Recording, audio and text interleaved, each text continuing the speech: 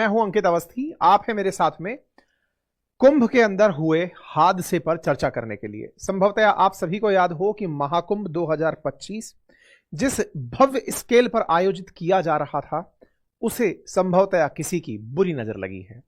ऐसा मैं इसलिए बोल रहा हूं कि जिस स्तर की तैयारियां, जिस स्तर की सारी व्यवस्थाएं थी, जिस खुशी के साथ सब लोग इस भव्य कार्यक्रम में शामिल होने जा रहे थे, कल से लेकर आज तक लगातार कुंभ से जो खबरें आ रही हैं, उससे सब लोग कहीं ना कहीं अंदर से व्यथित हैं, अपनों की चिंता में पीड़ित हैं, और बहुत से लोग जो जाने वाले थे उन्होंने अपने प्लान्स को आइदर पोस्टपोन कर दिया है या लोगों की संख्या को घटा दिया है। ऐसा जो घटित हुआ, उसके पीछे क्या कारण जिम्मेदार थे, आज के सेशन में हम चर्चा करने वाले हैं। साथियों, हालांकि कल महाकुंभ में मौनी अमावस्या के दिन हुआ हादसा महाकुंभ के इतिहास में पहला हादसा नहीं था। वर्ष 1954 में जब देश ताजा ताजा आजाद हुआ ही था, तब प्रयागराज में ही संगम के तट पर आयोजित हुए महाकुंभ में 800 लोगों की जान केवल नदी में डूबकर चली गई थी। 1954, 86, 2003 और 2013 ये 4 क्रम ऐसे रहे हैं जब महाकुंभ में हादसों की घटनाएं रही हैं। वर्ष 2013 में प्रयागराज में ही रेलवे स्टेशन पर भी कुंभ में भगदड़ मचने से हादसे की सूचना रही। ऐसे में महाकुंभ 2025 भी अपने साथ संगम पर ही, संगम घाट पर ही हादसे के कारण आने वाले समय में भी कहीं ना कहीं याद जरूर रखा जाएगा।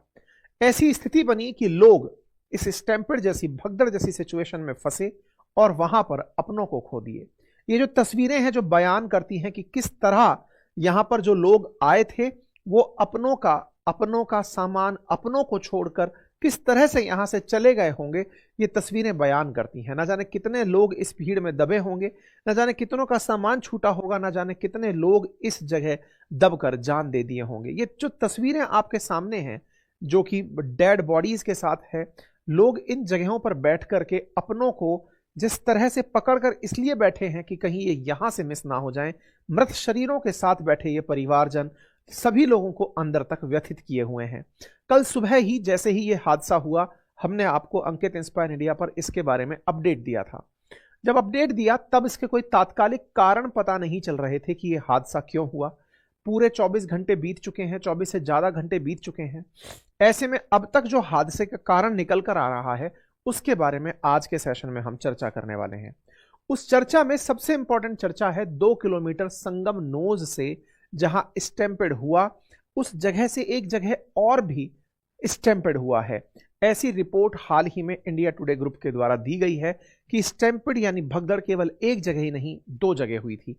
खैर, इसके कारण में सबसे प्रमुख कारणों में जो लोग जिनकी चर्चाएं कर रहे हैं, उनमें वीआईपी कल्चर की चर्चा हो रही है, जिसके चलते कुंभ प्रशासन के द्वारा 4 फरवरी तक सभी व्हीकल्स के पासेस रद्द कर दिए गए हैं। सारे वीवीआईपी जो वेरी वेरी इंपॉर्टेंट पर्संस के जो पासेस हैं वो कैंसिल कर दिए गए हैं। पूरी तरह मेला क्षेत्र को नो व्हीकल जोन घोषित कर दिया गया है। कोई भी बड़ा व्यक्ति इस पूरे कार्यक्रम के दौरान एंटर नहीं हो पाएगा।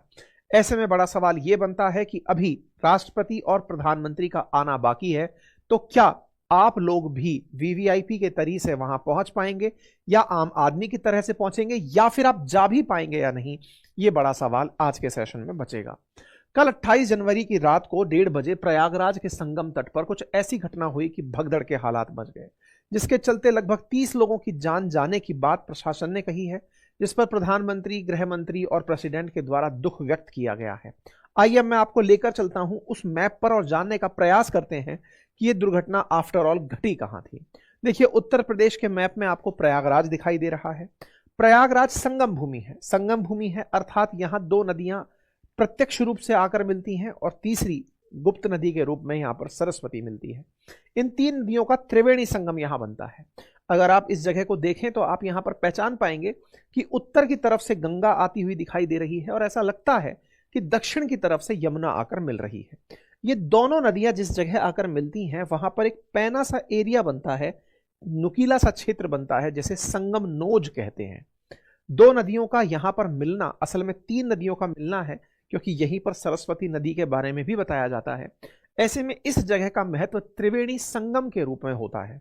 प्रयागराज इटसेल्फ का महत्व भी इस त्रिवेणी संगम के कारण है। अदरवाइज गंगा जी तो यहां से पहले निकल करके आ ही उत्तराखंड से रही है, यमुना जी भी इसी प्रकार से आ रही हैं। ऐसे में दोनों के संगम पर ही नहाने का महात्म्य समझकर लोग त्रिवेणी संगम में पहुंचा करते हैं या फिर इस नोज पर नहाने के लिए पहुंचते हैं। अब यहीं पर इस टेक्निकलिटी को थोड़ा सा समझ लीजिए कि यहां से अगर किसी को इस बीच के क्षेत्र पर पहुंचना है तो ये दोनों नदियों के बीच का क्षेत्र, जिस जगह पर लोग जाकर के संगम नोज पर स्नान करें, जहां दोनों नदियां मिलें, उसके लिए लोगों को एक तरफ से दूसरी तरफ इन नदियों को क्रॉस करके पहुंचना होगा। और नदियों को क्रॉस करके पहुंचने के लिए ब्रिज की आवश्यकता होगी। जब करोड़ों की संख्या में लोग जा रहे हैं तो ऐसे में यहां से और यहां तक पहुंचने के लिए अस्थायी पुलों का निर्माण किया गया और इन सभी क्षेत्रों को सेक्टर्स में बांट दिया गया। ये सभी अस्थायी जो ब्रिजेस थे इन्हें पांटून पुल कहा गया। ये वो ब्रिजेस थे जो कि पीपों से बनाए गए थे, लोहे के बड़े बड़े डब्बों से बनाए गए थे। एक बार के लिए सैटेलाइट इमेज आप देख लें, यहां पर गंगा नदी आपको दिखाई दे रही है, यमुना नदी दिखाई दे रही है और गंगा यमुना जिस जगह मिल रही हैं ये त्रिवेणी संगम है। और इस संगम घाट पर ही, इस नोज पर ही हादसा घटित हुआ। अब इस हादसे के बाद की सैटेलाइट इमेज और देखिए। जब आप संगम घाट की तरफ लोगों को जाते हुए देख रहे हैं तो ये इस तरह से बड़ी संख्या में लोग यहां पर स्नान करने जा रहे हैं और उसी सेम रास्ते से लौटकर आ रहे हैं। ये संगम नोज की स्थिति है, लोग नहाने के लिए जा रहे हैं, ये क्राउड यहां पर आ रही है और इसी रास्ते से नहाकर वापस लौट रही है। और ये जो स्थिति यहां पर बनकर आई आने की और जाने की एक ही रास्ते से, ये जो कंजेशन स्थिति बनकर आई है, कल भी हमने आपको बताई थी, इसके कारण भगदड़ होने के बहुत सारे स्थान पैदा हो गए। एक बार के लिए इस मैप को और ध्यान से समझने का प्रयास करें तो ये जो आपको संगम नोज यहां पर दिखाई दे रहा है, ये असल मायने में गंगा और यमुना का संयुक्त रूप से वो क्षेत्र है जहां जाकर के लोग स्नान करते हैं। तो नोज ये बना हुआ एक तिकोन सा स्थान है प्रयागराज के अंदर, जहां पर स्नान को सबसे पवित्र माना जाता है। माना जाता है कि यहां पर स्नान इसलिए किया जा रहा है क्योंकि नदी का यहां पर दो नदियां आपस में मिल रही हैं। अब कहानी यह आती है कि इस पूरी की कहानी में संगम नोज के ऊपर ही हादसा क्यों घटित हुआ, इसके पीछे की कहानी समझिए। जब सबको यह पता है कि त्रिवेणी संगम में जाकर नहाना है, तो त्रिवेणी संगम में नोज पर जाकर नहाने के लिए ही जितने भी यात्री पहुंच रहे हैं वो असल में वहीं जाना चाहते हैं।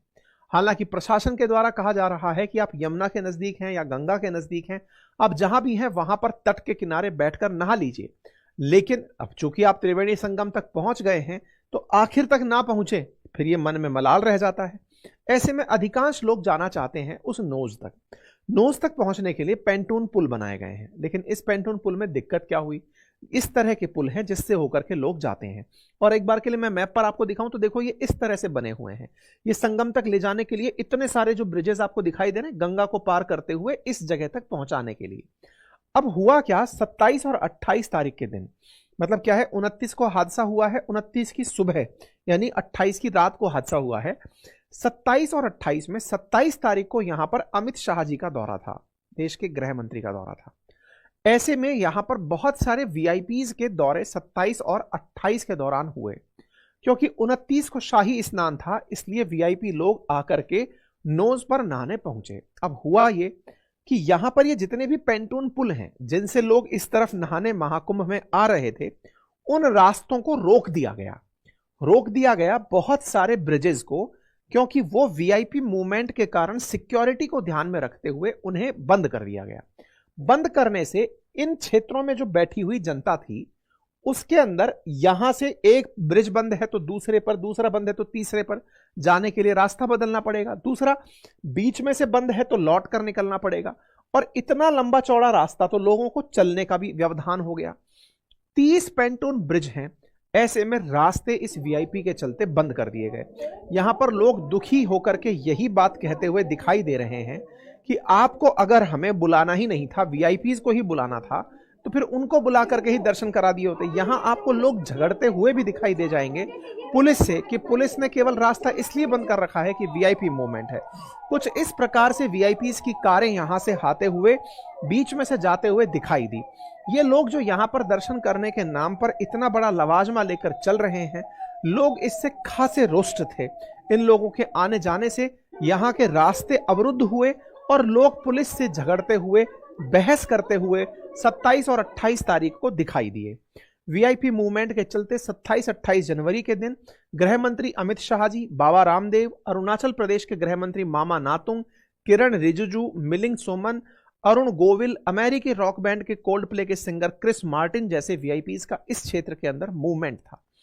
जब इतने सारे लोगों का मूवमेंट था तो उनकी सुरक्षा को ध्यान में रखते हुए इन रास्तों को बंद किया गया। अब यहां पर दो बड़ी बहस खड़ी हो जाती है, जब आप हैंडल ही नहीं कर सकते तो वीआईपीज को बुलाया क्यों गया? और बहुत सारे लोग बार बार एक ही सवाल दोहरा रहे हैं कि आपको जब इतने बड़े लोग बुलाने ही थे तो आप संगम नोज पर एक हेलीपैड बनाते, हेलीकॉप्टर से वो आकर लैंड होते, होकर के सीधा स्नान करते और वहां से निकल जाते।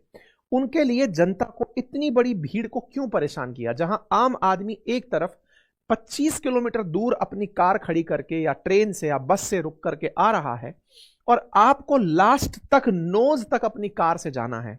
जिन लोगों की वजह से आप लोग हैं, आप ही लोगों की वजह से वो लोग परेशान हो रहे हैं। ऐसा वीआईपी कल्चर किस काम का? इसके चलते सोशल मीडिया पर काफी बहस छिड़ी। यहां पर एक ऐसा वीडियो भी बाहर आया जो स्टैम्पेड के बाद का था, जिसमें एक एम्बुलेंस चालक बोल रहा है कि मरीज को लाते लाते रास्ते में ही मरीज मर जा रहा है। वो दुखी था इस तरह की वीआईपी से कि ये जो गाड़ियां आ जा रही हैं ये असल में वीआईपी पासेस के साथ चल रही हैं। इस विषय पर शंकराचार्य के द्वारा भी प्रश्न उठाया गया। कहा गया कि भाई यहां पर दो तरह के पासेस क्यों हैं, वीआईपी पास और आम आदमी के पास क्यों हैं? 40 करोड़ के आसपास लोग अगर आ रहे हैं तो उनमें से इतने सारे लोग जो साधारण रूप से आए हैं उनको आप किस तरह से ये ट्रीटमेंट दे रहे हैं? यहां पर बहुत सारे लोगों का बहुत सारा गुस्सा फूटा। 27 जनवरी को जो मौनी अमावस्या का ट्रायल हो रहा था, उसी दिन पॉन्टून पुल को बंद करने के आदेश दे दिए गए। कुल मिलाकर 30 पॉन्टून पुल हैं, उनमें से 27-28 को ज्यादातर पुल बंद कर दिए गए। 27 जनवरी को पुल नंबर 13, 14, 15 चालू था मात्र, और 28 जनवरी को जब सोचिए सबसे ज्यादा भीड़ आने वाली है, उस समय ब्रिज बंद कर दिए गए। अब मुसीबत क्या हुई, अब आप उसको समझिए। और 28 जनवरी को 3, 14, 15, 17, 18, 19 7 पुल उस दिन चालू थे। अब दिक्कत क्या हुई? 29 के दिन सभी को नहाना था। देखिए पहले ऐसे समझिए, संगम भूमि के साथ जब लोग नहाने जा रहे हैं तो उनके नहाने के पीछे का तर्क यह है कि भाई हम यहां पर नहाने जाएंगे, यहां जाकर के स्नान तो करेंगे ही करेंगे, प्लस में साधु संतों का आशीर्वाद लेंगे। अब वो जो साधु संतों का आशीर्वाद लेना भी एक मकसद बना हुआ होता है। ऐसे में लोगों को इसी नोज पर, ये वाला जो पर्टिकुलर नोज है, इस नोज पर आने वाले साधु संतों के आशीर्वाद भी चाहिए होते हैं कि भाई हम आ रहे हैं, नागा साधु इन्हीं समय पर दिखाई देते हैं, अखाड़ों में दिखाई देते हैं, तो क्यों ना हम उनके दर्शन भी कर कर जाएं। इस नोज पर चूंकि आपने पहले ही लोगों को रोक दिया आने से, तो जो लोग 27-28 को जैसे तैसे इस तरफ आ गए थे, क्योंकि 30 में से जो न्यूज मीडिया बता रहा है, कुछ कह रहे हैं कि 30 में से 27 को 5 पुल ही चालू थे और 28 को 7 पुल ही चालू थे। 29 को जनता को आना है, बड़ी संख्या में लोगों को आना है, और ब्रिजेस को बंद कर दिया गया। तो बोले ऐसे में जो लोग इस तरफ आ गए थे वो इसी तरफ रुक गए, वो यहां से उधर की तरफ लौट कर नहीं गए। क्यों नहीं लौट कर गए? कि इतना सारा ब्रिज क्रॉस करके कौन जाएगा? अभी ब्रिज पता चले कौन सा वीआईपी के चक्कर में बंद हो गया, और फिर जब साधु संत आते हैं तो भी रास्तों को रोक दिया जाता है। तो ऐसे में जो लोग यहां रुक गए वो यहीं पर रुके रह गए, रात्रि उन्होंने यहीं पर विश्राम कर लिया, ये सोचकर कि 29 को यहीं पर वो लोग आएंगे और हम यहीं पर स्नान भी करेंगे और दर्शन भी करेंगे। उनका यहां रुकना, और 29 के दिन जो यात्री, अन्य यात्री भी यहां आना चाहते थे, उनका आना, तो वो जो आने वाले थे ना, उनके भीड़ के भंवर में यहां जो रुके हुए लोग थे, जो यहां पर सोए हुए लोग थे, वो कुचलाव आ गए। मतलब हालत आप देखें तो कुछ इस प्रकार की स्थिति बनी कि जो लोग यहां पर सो रहे थे उनके ऊपर से लोग होकर गुजरना शुरू कर दिए। तस्वीरें आपके सामने हैं, लोग समझ ही नहीं पाए, भीड़ एकदम टूट पड़ी। तो इसमें प्रशासन की जो सबसे बड़ी विफलता क्या रही? तो यहां पर समझने योग्य बात यह है कि प्रशासन ने 27 और 28 को पॉन्टून पुल को अगर खोलकर रखा होता तो लोग यहां पर रुकते ही नहीं, वो निकल जाते वापस, और 29 के दिन संभवतः वापस आते हैं। नंबर 1, अगर इतने ही ब्रिजेस बनाए गए थे तो सेम ब्रिज से आने का और जाने का रास्ता कैसे हो सकता है? अगर आपने 30 ब्रिज बनाए हैं तो अल्टरनेटिव एक ब्रिज आने का और एक ब्रिज जाने का होता तो संभवतया यहां पर इस तरह की स्थितियां ना बनती।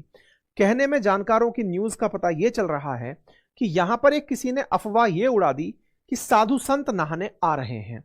सुबह के समय ऐसी स्थिति बनी कि यहां सोए हुए लोगों में भगदड़ का माहौल बन गया कि नागा साधु स्नान के लिए आ रहे हैं, जबकि नागा साधुओं ने स्नान मौनी अमावस्या की दोपहर में जाकर किया है इस दुर्घटना के चलते। जब ये साधु संत आते हैं तो आम जनता को वैसे ही हटाया जाता है।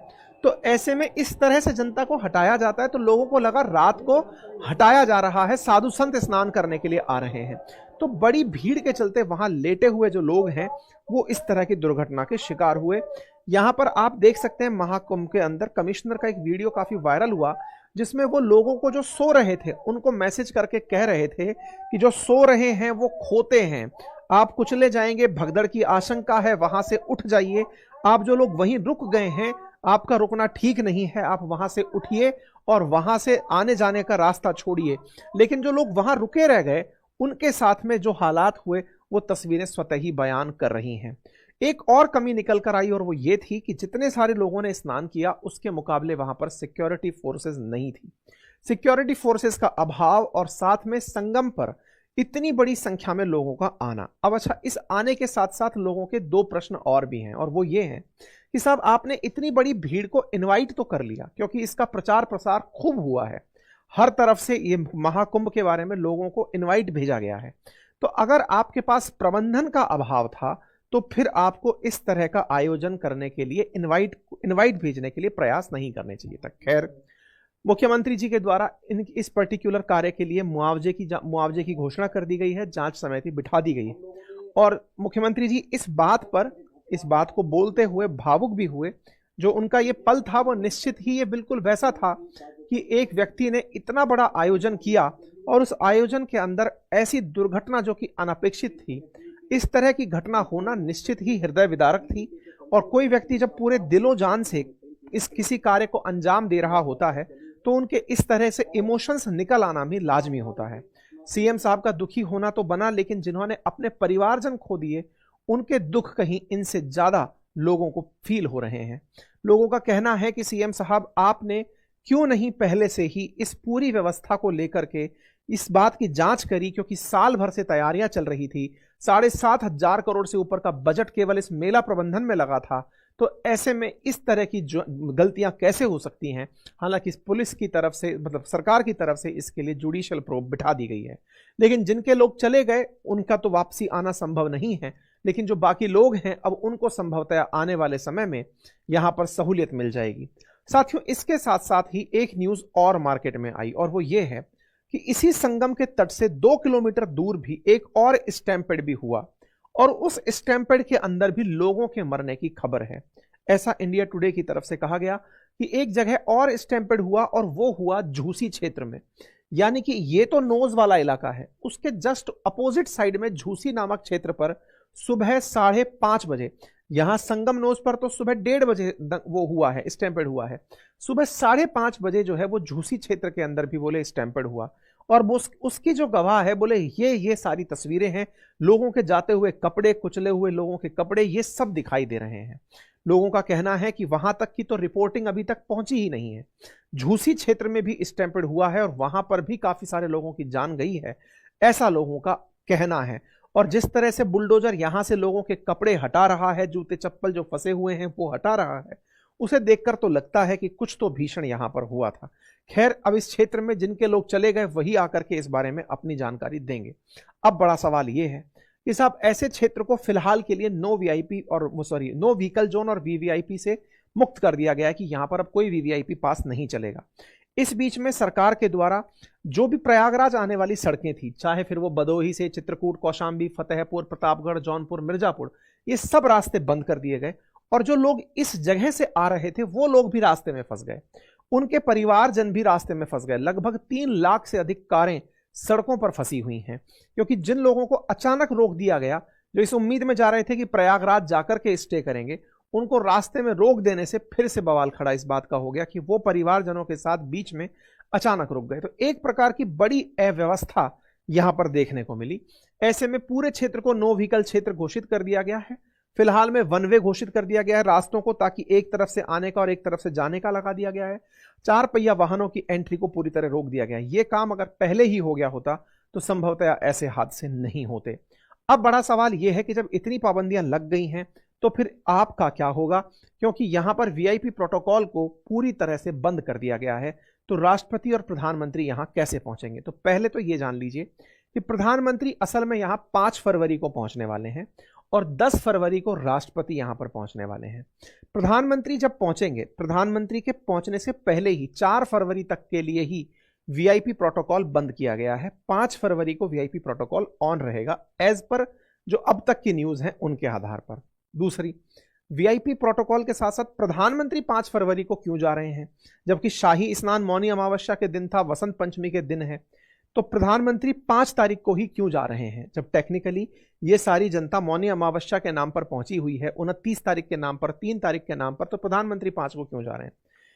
तो फिर लोगों ने यहां के बारे में तिथि निकाली तो पता चला कि 5 तारीख को गुप्त नवरात्रि का अष्टमी दिन है और प्रधानमंत्री नवरात्रि रखते हैं। नवरात्रि के समय पर उस दिन माघ अष्टमी है और माघ अष्टमी गुप्त नवरात्रि है, बोले इस कारण से वो त्रिवेणी संगम पर जाकर के इस तरह का डुबकी लगाने वाले हैं। नंबर 1। दूसरा जो कारण निकाला गया वो पॉलिटिकल कारण है, बोले 5 फरवरी को दिल्ली के अंदर चुनाव है, तो प्रधानमंत्री कहीं ना कहीं अपने इस कार्य से भी लोगों को, वोटों को प्रभावित करने का काम कर रहे हैं। खैर जो भी है, प्रधानमंत्री पूरी तरह से राजनीतिक पद है, तो वो जिस तरह से इस काम को करते हैं उससे प्रभावित तो लोग होने ही।